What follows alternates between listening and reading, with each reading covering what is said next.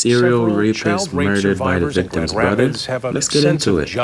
It's been a mystery what happened to this man for nearly half a century until now.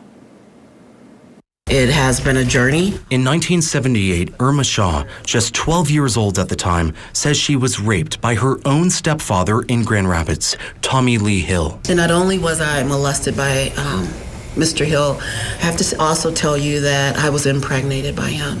So I have a child that's buried in a cemetery because of him. She was far from the only victim. Police say Hill raped several children in Grand Rapids in the 1960s and 1970s and in Terre Haute, Indiana, when his family visited him behind bars.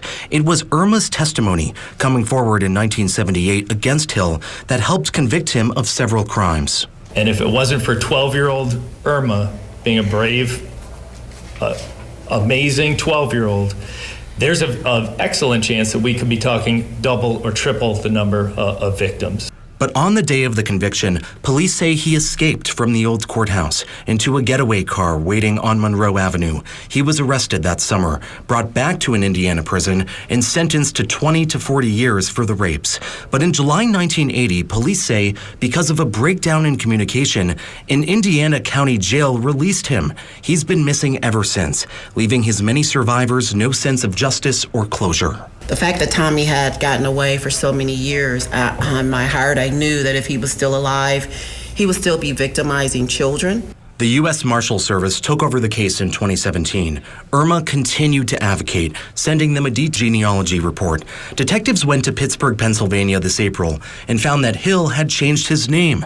They then learned that Hill had been shot and killed back in December 1983 by the brother of one of Hill's victims. I feel so grateful to be able to fully meet me and live a life where I no longer look over the back of my shoulders. And the reason that I did that is not only for myself, but because I knew the heart of this man would continue to victimize because of who he was.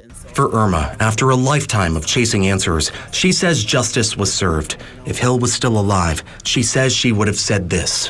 When I was a child and I was weak, you were able to take advantage of me, but I'm no longer a victim here. I am triumphant because I've overcome this. And in many ways, my test, and that's what you put me through, is now my testimony.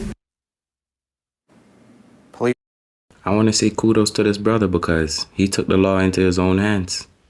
And it happened so long ago, nobody even figured out that this guy was dead for so long. Well, justice is served. The family got closure. Let me know what you guys think.